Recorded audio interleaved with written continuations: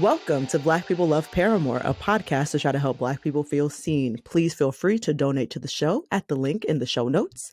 And please rate us and write us a review on Apple Podcasts and Spotify. 5 stars only because we are 5-star bitches. Word to Yo Gotti.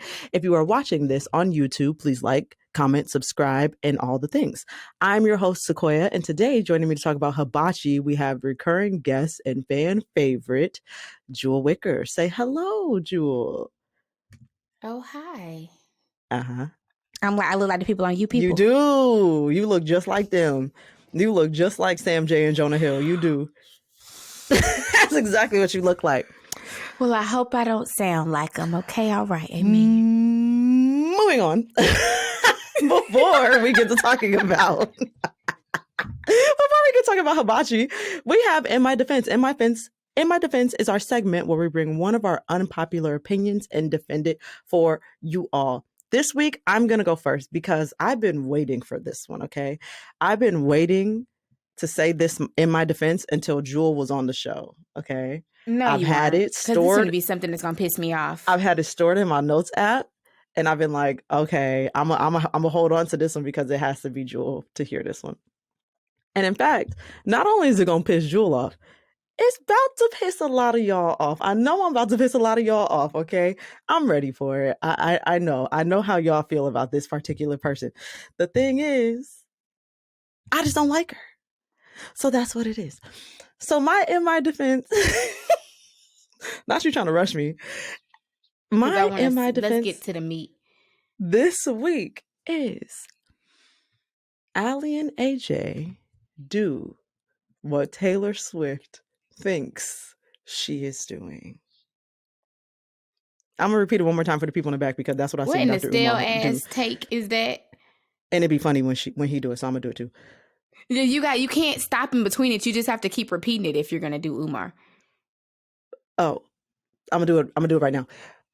Allie and AJ do what Taylor Swift thinks she does.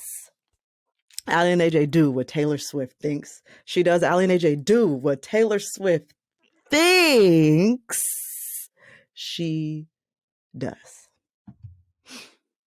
That was almost perfect. My only note is, you got the perfect smile, the crest smile. It's more of a deadpan when he does it. Okay. Your teeth, right. You just look so happy when you do it that it's hard for me to give Hotep Misandry, you know what I mean? But okay. But for the most part, no notes. No notes. Thank you for the notes. I really do appreciate that. Yeah. Phenomenal. I'll work on that. Umar Holmes, phenomenal. So that's all that I had for In My Defense. The take is trash, Jewel, if you would like to rebuttal. Like I said, the take is the delivery of Umar Holmes, 9.5 out of 10. The take, wrong. Interesting. Incorrect. That's what you think? Inaccurate. You think so? Yeah, and I enjoy Allie and AJ. I think Allie and AJ are great. I think that they clearly are not doing the same thing that Taylor Swift is doing. They not. And to say that Taylor Swift not even trying to be that girl. Taylor Swift told y'all a long time ago she was swerving into the pop lane. She swerved hard. She's not giving you pop rock. She's not giving you teen pop rock. She's not giving you any alternative. She's not giving you any of that edgy. She's not trying to give that. She's trying to give you pure pop. If you listen to Lavender Haze, video just came out last week. If you listen to Lavender Haze, pure confectionery pop music. She does it. She does it well. She can write a song. Her and Jack Antonoff, love him. Please, where is the follow-up to Some Nights? What are you doing? Anyway, him and Jack, they do it well. They do it well. And I probably wouldn't do a follow-up to my album if I was getting Taylor Swift checks either. They do it well. There's no comparison. There's that. Now, what I'll say to that is Taylor Swift could not write a Chemicals React, but Allie and AJ could write a 15. And that's what I'm going to just leave it at that. You know what I mean? I'm going to just leave it at that. All I'm going to say, and then I'm just going to move on from this conversation is, you don't know any Taylor Swift songs beyond 15. So you don't know the breadth of her. What's the name of her last album? And name of Evermore. What's the name of her Everlong? That's not the last album. No, she put out an album called Midnight. It's called I'm the Problem, It's Midnight. Me. I don't know if it's plural and I can't remember. Me. It's called I'm the Problem. Anti-Hero. Okay, It's sure. me. Okay, that is a song. Anti-Hero. Yeah. Exactly. You don't know any of her music to Yes, I do. to say you had to dig all the way back to 15. Why you would don't know her music on you my don't own know podcast? it. Don't lie on me. And that's okay. I'm not about to check. I'm not about to check her music or nothing like that. But I'm just kind of because I want to hear it. Because what? Tell me. Type her name into blank space. I know that one. I know. You think blank that space. Allie and AJ can write any of the songs on Folklore? Folklore. Right, about it. Anyways, you don't know what that is. What you got? You don't know what?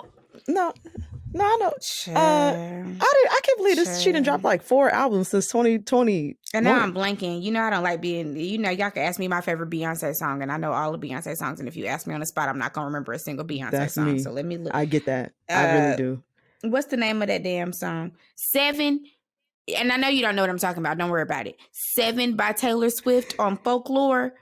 If you think Allie and AJ could write that, let's move along. Let's move. You gonna make me listen to it? Along. I'm gonna just read the lyrics. You're not going I'm not gonna listen to it. I'm just gonna read the lyrics at some point. Let's move on. I'm sorry for having to piss y'all off like that, but that is what it is. Go ahead, Jewel. I'm excited to hear your take. So the Cut came out with the article of Etiquette. Did you see the list of etiquette? I did not. Things today. I should tell you what the article is called, but I didn't look. Let me look real quick. It's a list of, what's it called? The new rules. And the subhead is, they're going to get cut off because I'm not a subscriber. Here we go. Oh. What did it say? Don't say that. Do you know how to behave? Why? I don't know. Oh, okay. Do you know how to behave? I don't have to subscribe to everything. Now, I actually do think I'm going to subscribe to the Cut because I get hung up by the paywall enough to that. Like, girl, you like that content, just pay for it. But I don't have to subscribe to everything. Now, I don't. That's fair. Okay. Do you know how to behave? Are you sure? How to text, tip, ghost, host, and generally exist in polite society today. So some of these things I would say are factually inaccurate, but for a majority of them, I agree. So I'll tell you some of the ones that I like first before I tell you my unpopular opinion on the one I don't like. Okay, I'm so excited. Okay. I love this. So one of them is if someone starts telling you a story you've heard before, you have 2 seconds to tell them. I agree with that. That is factually correct. Okay. As somebody with a history of TBI who has no idea what I said 5 minutes ago. Truly, I don't know. I will retell the hell out of a story. The funny thing is, if you had caught me early in my TBI journey, you would have said, Jewel, you told me the story before, and I would have argued with you down that I had never told that story a day in my life. We have progressed from there. If you say it now, I'll be like, that sounds like something I might have done. I might have told you the story before. But I agree with that. You got 2 seconds to tell me, or else I'm already into the story. Just listen. Move on. The other one I like. Do not, and I'm half joking, by the way. You could tell me that you told the story. Anyway, the other one is, do not touch the small of my back to move around me at the bar if you're ugly. Wow.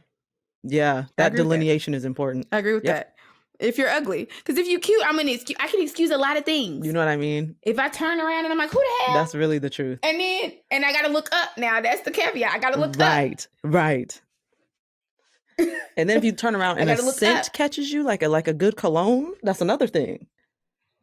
Now I'm like, excuse you. Right. You know what I'm saying? Yeah, like, excuse. Yeah. Mm-hmm. But if you're ugly, why would you put your hands on me? Don't touch me. Okay. Don't touch me. So I agree with that. Yep. Here's one of the ones I don't agree with, though. Fundamentally don't agree with it. And I was having this discussion. It's okay to email, text, or DM anyone at any hour. I do not believe in that. I mean, text messages are a little different because you can't schedule a text message. I don't believe anyone should be DMing me. Why are you speaking to me? I do agree with that. I do agree with that. Yep. But email, they have scheduling. You can schedule an email now. Now, I do agree. I know, like one of my friends was like, I work with people on different coasts. And so it's like very hard. And I think that's true. I think if you work a job where you are working with people who are across the coast or maybe even in a different country, all of those things, I think this does not apply. But I think if I am working with you, we are in the same time zone. Why are you messaging me at 2 a.m.? Okay. And the article says, that we can't successfully move into the future unless we recognize that the owner is on the receiver, not the sender. I think that does not account for the fact that a lot of times the sender is a boss or someone. Oof. And I think you sometimes send the wrong message to your subordinates when you are messaging at all hours of the night, on the Definitely that. weekends. Like, I Yes. think it's very hard for subordinates to push back on that, or to say, hey, girl, I'm not responding to this on a Friday or Yeah. Friday evening or a No. Saturday. No. Like, it's very hard to set that boundary. And I think the way that you avoid that uncomfortableness from your subordinates is to just schedule the damn email because it's not pressing. And if you want to Okay. work on Saturday, that's totally your business. But you can just snooze it till Monday. You can schedule it to go out Monday at 8 a.m. I believe that. Yeah, that makes That's sense. my That makes thought sense. there. Caveat for time zones, but I actually fundamentally disagree with that method as a whole. I don't think the onus is always on the receiver. I think because even if I'm not getting dinged at 2 a.m. that you messaged me, I'm going to still see that you were up messaging me at 2 a.m. And then I was like, damn, I 100%. hope my boss don't think that I'm up at 2 a.m. doing stuff, because girl, I'm not. Okay. Are you judging me and my work ethic and my workflow based on the fact that I'm logging off promptly at 6 p.m.?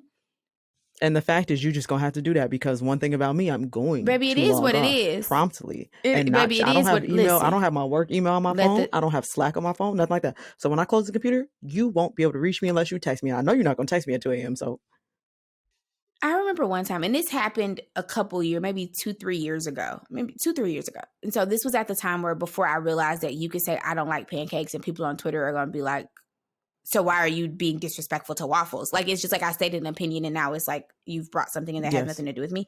So I tweeted one time that I was like, the best thing I've done as a freelancer was take my email notifications off of my phone. I did it yes, once for like a 3-day vacation so that I wouldn't get the notifications, and I just never put it back on. And it is yes. phenomenal. And I tweeted that again about 2 or 3 years ago, because it was early in the pandemic. And I just got all these responses. Well, I'm a nurse. Well, I'm a this. Well, I'm a that. We can't do that. Well, then don't do it then. Well, then Damn. don't. Like, You I don't have didn't. to. Right. I'm not a brain surgeon. I can turn my notifications off. If Right. it don't apply to you, it don't apply. Let like, it fly. I don't understand why we have to do this. Like, it drives me crazy. And I just remember like being like, well, what do you want me to, I don't know what you want me to do with this. I really don't. So. Well, I work in an industry where I work at night and I can't. Well, then, girl. Well, good for you, babe. You know what your job entails. Okay. Okay. Well, then do it. Adjust.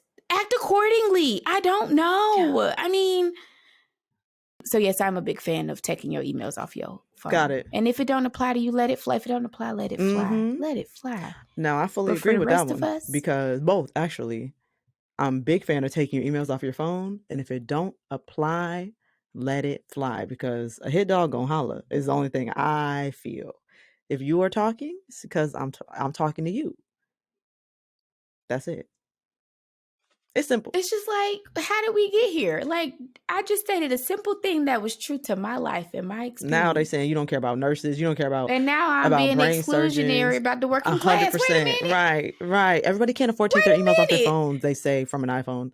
Anyways. And, and baby, if you can't, totally understand, totally fine. I respect that.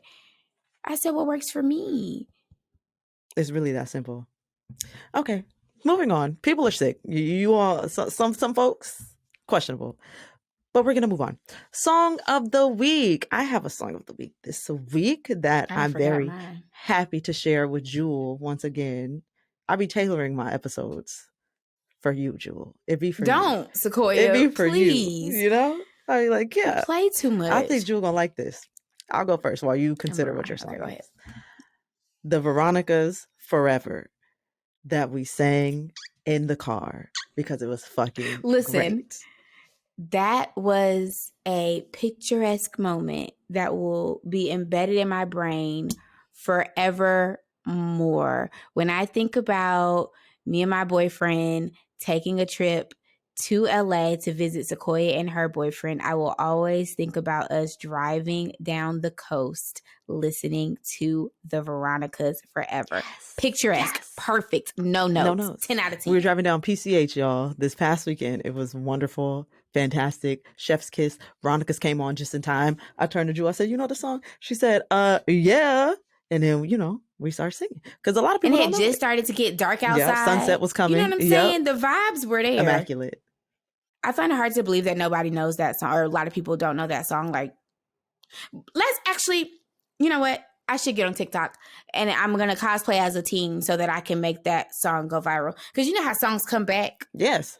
Yeah, we bring them back. Yeah. I'm a cosplay as like a high schooler, and just all of my content is going to have the Veronica's Forever in it so that I can. That's a great idea because that one is it is a fantastic song. And obviously the Veronicas have a bunch of good songs, like more than just that. But something in particular in that song. But that one, you know, it has so much angst in it. Like it's like so teen, so pop punk. It's like so good. I love it. And don't get me started on the difference between the Australian version and the US version. It's just like a slight, maybe like I don't actually know the technical term, but it's like a half key difference. Just the key is just like a half key difference. And I don't know the difference, so I can't weigh in. Both of them are great. I'll play them back to back right quick. Not right now, but after this, and you can hear it. It's great. But that's my song. The woman is a stan. The woman is a stan. Absolutely. I'm going to say it. I'm going to drop it. I know that everybody's been arguing and debating about it on Twitter. I don't care. I'd like it, and that's it. The Running Out of Time song by Yachty that just came out on his new album. I don't know if you heard it yet, because it literally, when we were talking on Friday about albums we liked, then the album dropped. Okay, no. It's a new project, but it's very alternative, rock, funk. Like he's leaning into some very experimental. Like it's not a rap album. Mm-hmm. It's fundamentally not a rap album. It starts off with like a 7-minute like song, like whole thing. And people are like, oh, it's trying to be this thing, or it's trying too hard, or whatever. People have their opinions. I don't really care. Right. If you like it or don't like it, not my business.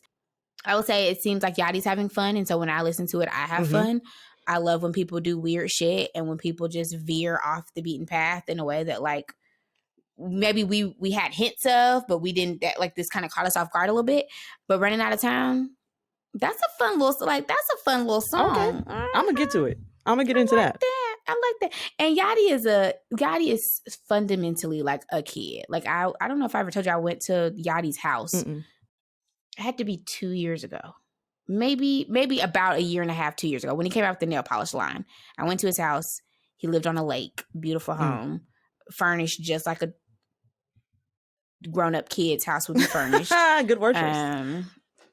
He had a small dog that belonged to his girlfriend who had pooped on the floor, and Yachty looked down at it and proceeded to continue on with his life because he said, this is not my business. And I said, okay. Not in his own house. It's not his business, please. Yachty said, I don't got nothing to do with that. I ain't got nothing to do with that. Done. But like, I think like Yachty is, I think the things that make sometimes his albums either really or his music really stand out to people is also the things that sometimes make it not hit. Like when you listen to a Yachty verse and it just don't hit, it's because he's just not afraid to try shit. And he's not afraid to like be weird or to just be unserious, to be quite honest. And sometimes that really fucking works out. You know what I mean? And sometimes it really doesn't. Indeed. And I respect that about him. Too. I do. I respect that. I like a big swing. That. Yeah. Okay. I'm going to have to listen. Yeah. If you miss, you miss, baby. But, you know, it's all right. The more you take big swings, the more you will start to connect. You can't start to connect if you don't take the big swing. So go forth and be weird, Yachty. Yeah, absolutely. We love it. Go on, Miles. Hating ass Joe Budden. Was it Joe Budden I was hating on?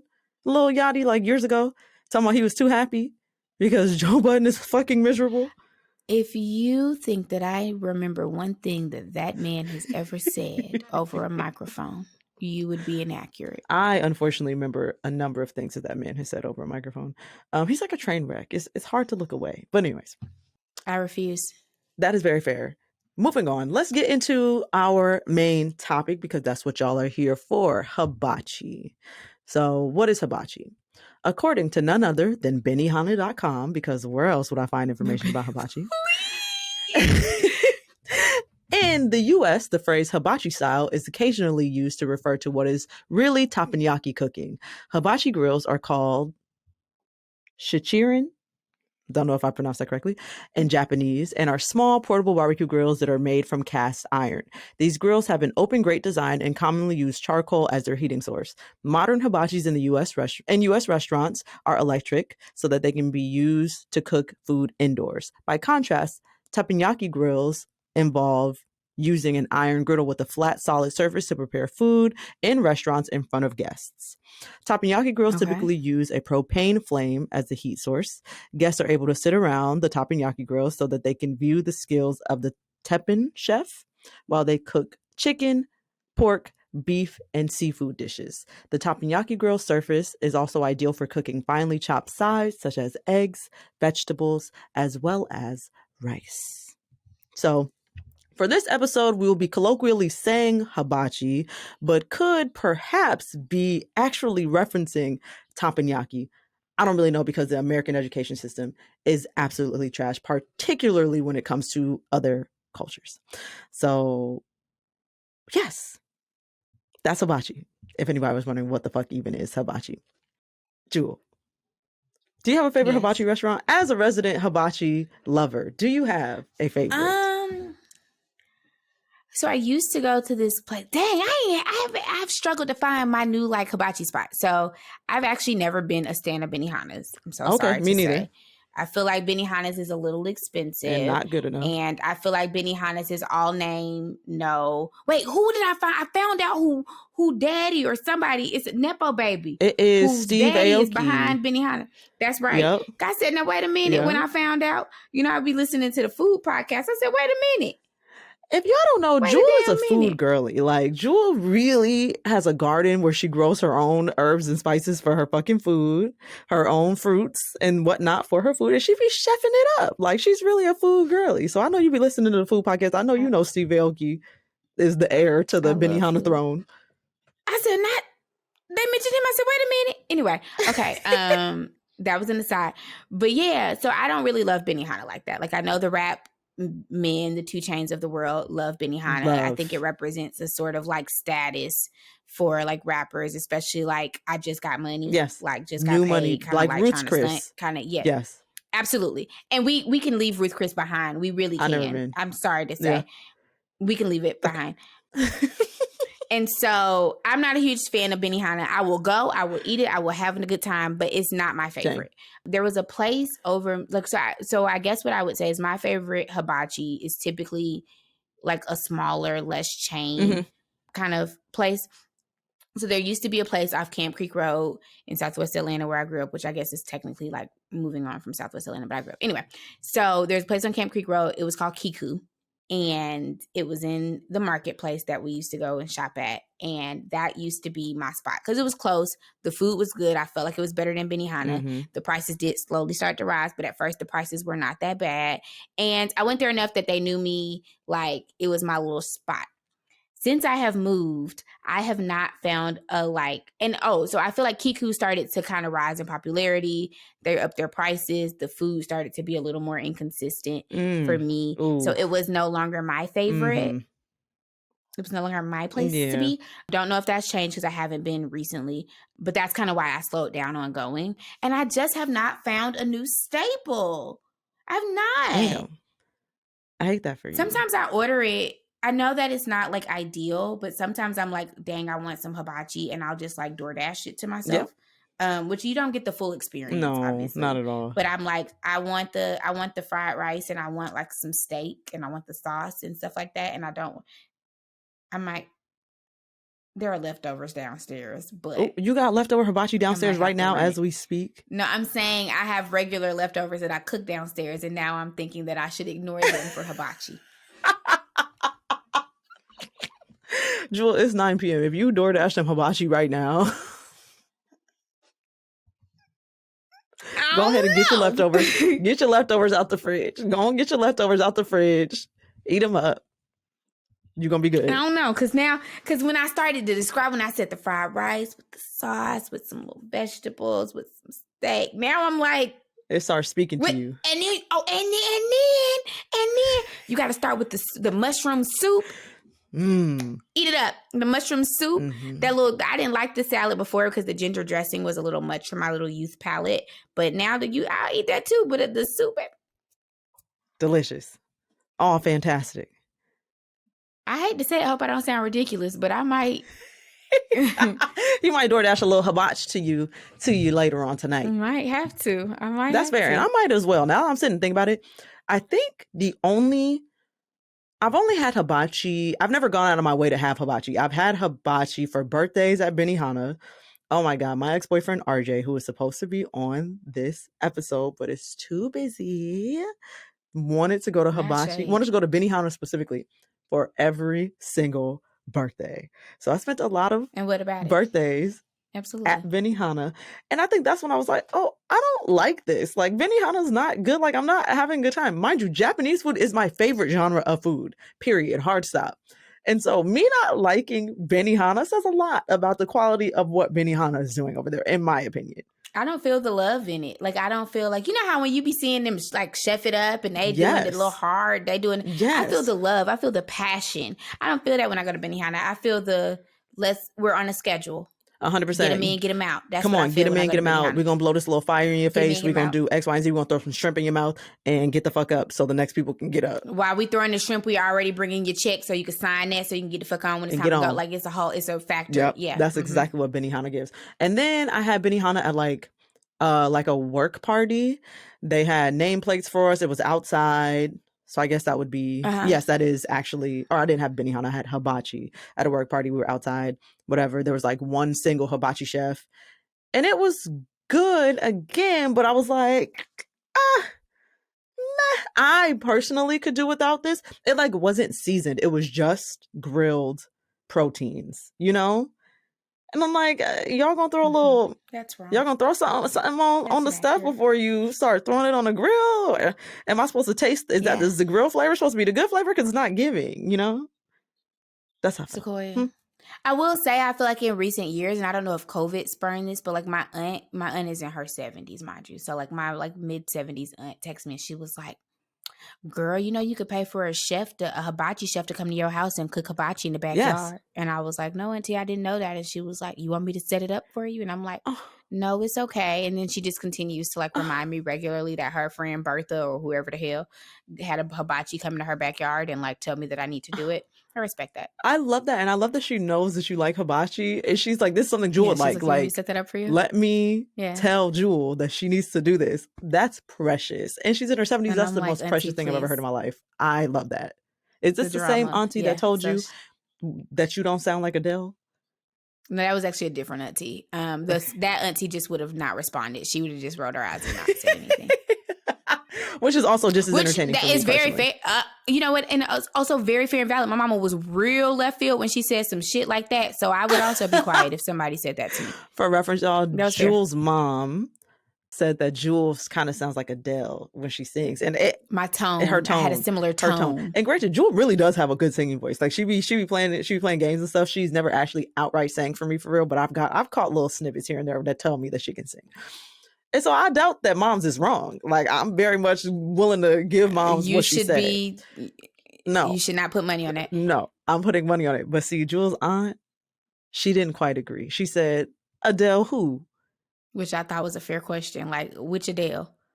Because it can't be. I know it ain't who I think it is. So I was just very amused by that. Black aunties are funny. Anyways, yes. And black aunties also really do like hibachi. But yeah, I've only had hibachi a couple times. I think we went with my... So why did we do a hibachi episode if you don't even like hibachi? Because niggas like hibachi. And first of all, I feel like I do like hibachi. I just have not had it done correctly. And so I'm trying to change that. So first of all, if y'all have any recommendations, please tweet at me for chains. If you're in LA, tell me anything local in the LA area and I will try the hibachi. That's that on that. What do you be ordering at Hibachi, Jewel, when you go? So back in my youth, I used to get like steak and shrimp. But I mean, no, I used to get chicken and shrimp. But now I'm a steak girly. I'm gonna tell you why I'm laughing in a second. Actually, I'm just gonna tell you laughing? Now. So I have some theories as to why black people like hibachi so much, right? And one of my theories was, and I'll preface this by saying, if there's any white people listening, there aren't. Close your ears because this part is not for you. I mean, are your ears closed? Okay, great. Black people love chicken and shrimp. And I feel like most often when getting hibachi... Now we getting stereotypical on the podcast. And when I say black people, I mean me. I'm a chicken and shrimp girl, personally. So when you said what you be getting at hibachi is chicken and shrimp, I said, yes, I could have guessed that. I absolutely would have guessed that because that is also what I get. And I imagine that is what many black people are also getting at hibachi because that's what we like. Chicken and shrimp, we're going to do it. there's a joke that my friends make when they are talking to me and they're like, Jewel, what are you eating? Or Jewel, what did you eat for dinner? Or Jewel, what are you going to cook for dinner? And I'm like, what do you think? And they're like, chicken and rice. And I'm like, absolutely. Oh, you're I've really a been that chicken way and since rice I was a girly. child. I am a creature of habit. Chicken and white rice. She's a Taurus moon, I Chicken believe, and y'all. rice. I That's believe that what I she's a want. Taurus You have moon. no proof of this. You have no proof I of this. literally have your chart on And my phone. what is being a Taurus moon have to do with rice? Look it up. That means you're a creature of habit. A Taurus moon. One thing about a Taurus moon. Oh, okay. Got it. A creature of habit, especially when it comes to food. Taurus moon is definitely gonna be that.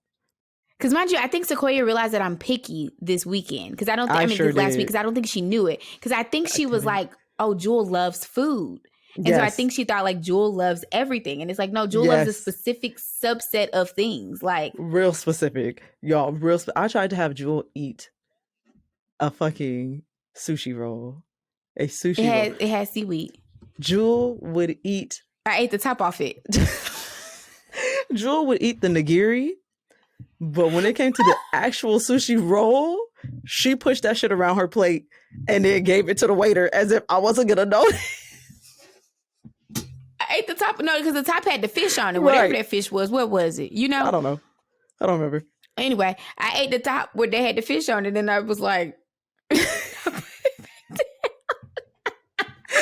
was like, she's not about to eat none of this. We put a whole bunch of stuff on her plate that she just. No, that's not true. That's the only thing that I didn't eat. It was some other stuff. And them rice things that no, I didn't put it on my plate if I didn't eat it. That white thing the Garrett was eating, the white rice. Yes. I wasn't finna try that. That looked weird. Because it looked weird. Jewel was not. Anyway. Mind you, when I got home, I asked Ryan, I was like, did you try the caviar? And he was like, You see that white stuff? I'm done. I'm done. I'm gonna watch y'all closer next time because y'all playing. And I was like, not two peas in the pot. I'm done. Here we are. You know what? Also, I just had a revelation about hibachi. Hibachi is probably a lot better in Atlanta just because Black people like hibachi so much. There's such a dense population of Black people in Atlanta, so they probably require a higher level of hibachi, I would imagine. Nah, I think that's a toss-up. You think? Yeah. I also think like how do I put this? Like, there's this conversation that's been had over if Atlanta has good food. And I think that Atlanta does have good food, yes, but you have to be going to the right places. And I think a lot of times, like, Atlanta goes off just vibes.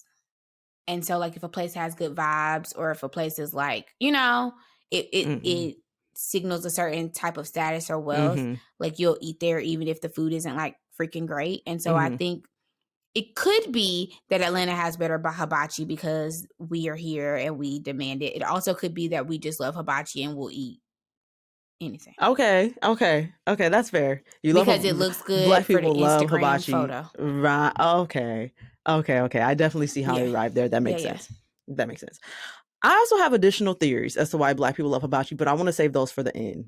I actually just have one additional theory. I already gave y'all the one that is the chicken and shrimp that's doing it for us. And also steak as well. I'll put that in there as well. Steak as well. I'm finna pull up my but I have another one, but I'm gonna save that for the end. Close. While Jewel checks what time they close, I'm gonna list some lyrics for y'all that reference hibachi. Oh no! Okay? Yes. I knew you were gonna do this. So the first one, we starting off real hot. Versace remix by the Migos featuring Drake. It is actually Takeoff's verse, R.I.P. And Takeoff says, I set the trend, you niggas copy. Cooking this dope like I work at Hibachi. Look at the watch, it blow hot like some taki. That last bar tried to trip me up a little bit, but I got there.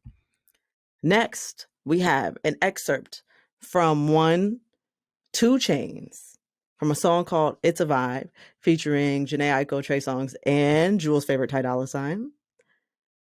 And in this song, 2 Chainz says, got a vibe, make a cougar want to spin a check. Got a vibe, make an Asian want hibachi. Got a vibe, make an Italian want Versace. Now, we're not even really going to get into the fact that he decided to reference continental Asia for hibachi, a Japanese thing, and got real specific with the continent of Italy for Versace. The whole reference actually just makes me cringe. I'm not going to hold you. But we're going to leave it at that. Right. So he referenced Hibachi because niggas love Hibachi as they do. And then we have a song by Young Thug called Bad Bad Bad. Do you know the song, Jewel? Because you're a Thugganite and I am not. Bad. Yeah, I know Bad Bad. Okay. And he says, please. Go on.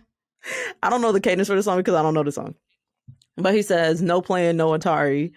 I won't play with you for nothing. I can eat you like hibachi because you're bad, bad, bad.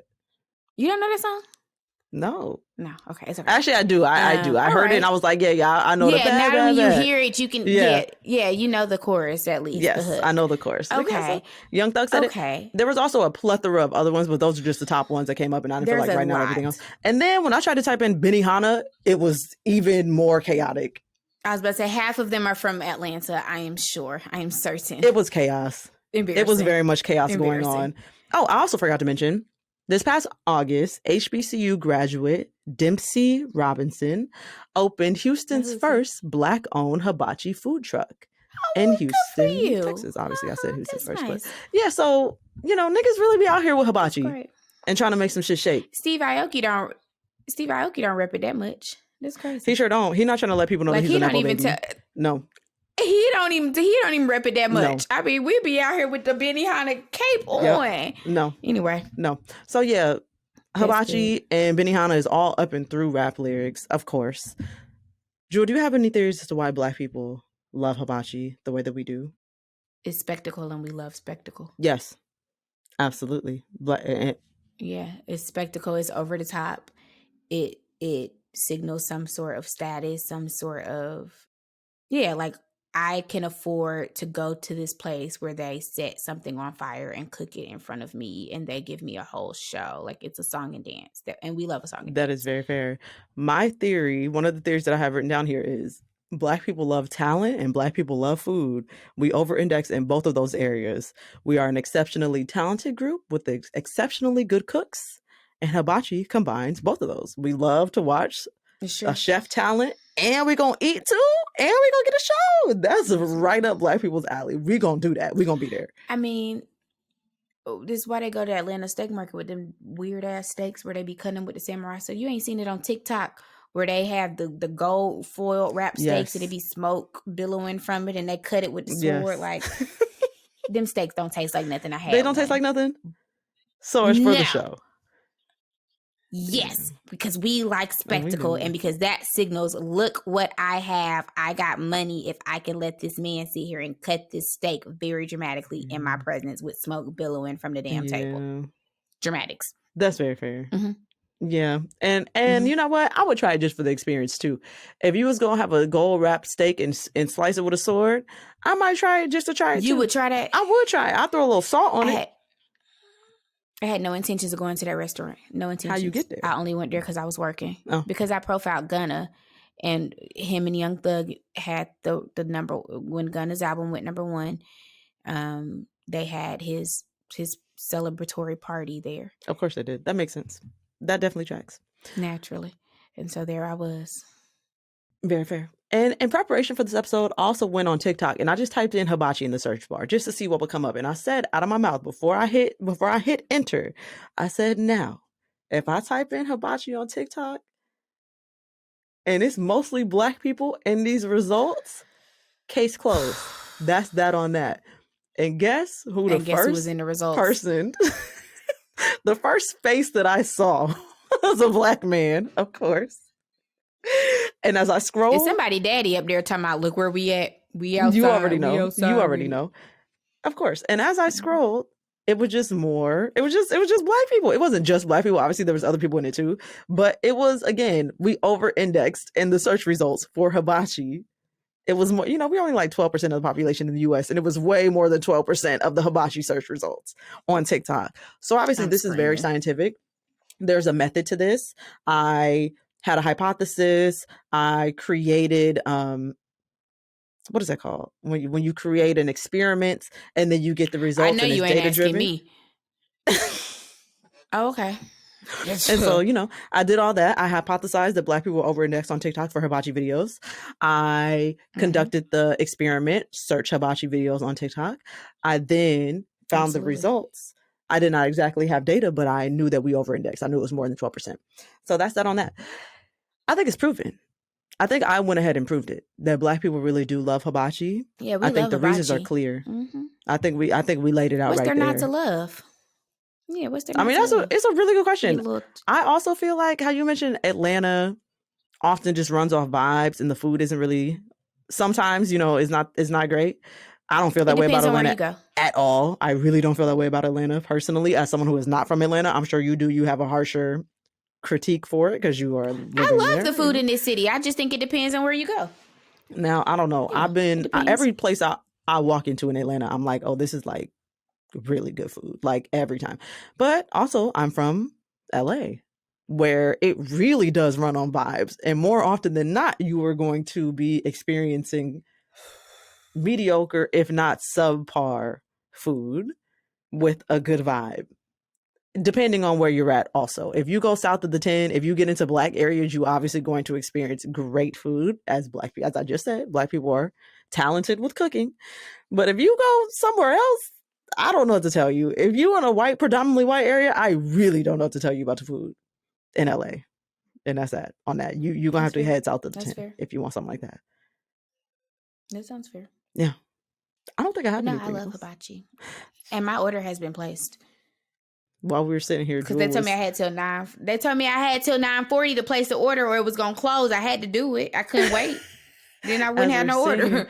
Trying to bring y'all hibachi content. Guess who was ordering hibachi? Jewel. I think I'm going to follow in your footsteps and do the very same. I'm going to try to find a good hibachi restaurant. And it's not the same because it's not like I don't get the experience. I don't get the it's like I got to warm it up. You know what I'm saying? It's not the same. Right. So. But I'll get this. I get the vibes. So I'm going to get mushroom soup, you said? That's what I need to get?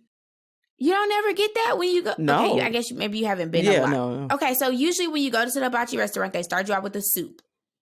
And it's like I don't know. It's really a very simple soup, but I like it because I'm basic. And it's like basically like mushroom-based soup. And one thing about me in this household, anybody who resides here got to love mushrooms. Is that right? If you don't like them, you got to go. Well, I'll move in shortly. Just have my room ready.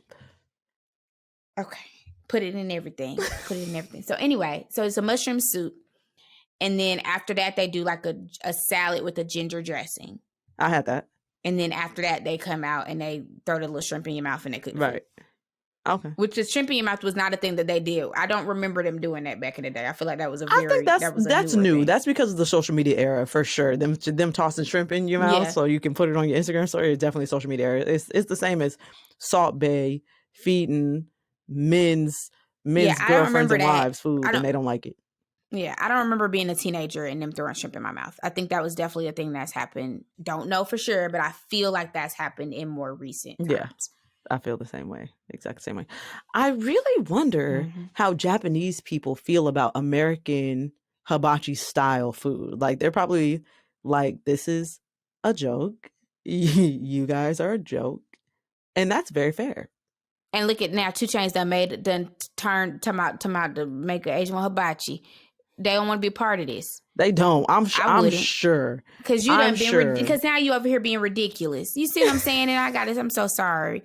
Like that's ridiculous. I wouldn't want to. I mean, I'm sure it's the same way when there are parts of our culture that end up transcending and going elsewhere and we don't have no control over how it is kind of transformed or what kind of the end result is, where we be sitting back looking like this foolish. 100%. Look at them catching shrimp in their mouth. That is 100%. I think there's such an interesting like symbiotic relationship between a lot of Asian cultures and Black American culture in particular. It's like very symbiotic and cyclical. Like sometimes it's hard to tell where one started. Like where where something like Korean fried chicken being that good is wild to me. Absolutely wild to me. Points were made, baby. Like, Points were made. Points no were made. Sense. I'm like, did the Korean people make up chicken? Fried chicken or like, did you invented chicken? Wait a damn minute. Yeah. Because I'd be thoroughly confused. You know? Or just like fashion influences, like those two communities are so heavily symbiotic when it comes to fashion. A whole bunch of stuff, like, or anime, how Black men in particular love anime. There's just so much going on with Asian cultures and Black cultures. I want to dive in a little bit more. We'll probably do a fried chicken episode too.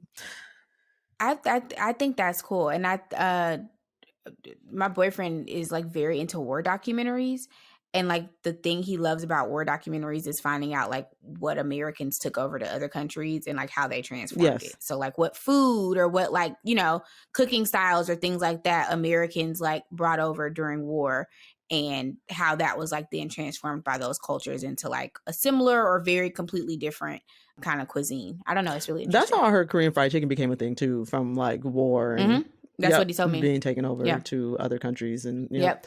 that makes sense. Well, I don't have anything else, Jewel. You got anything else you want to tell the folks about hibachi?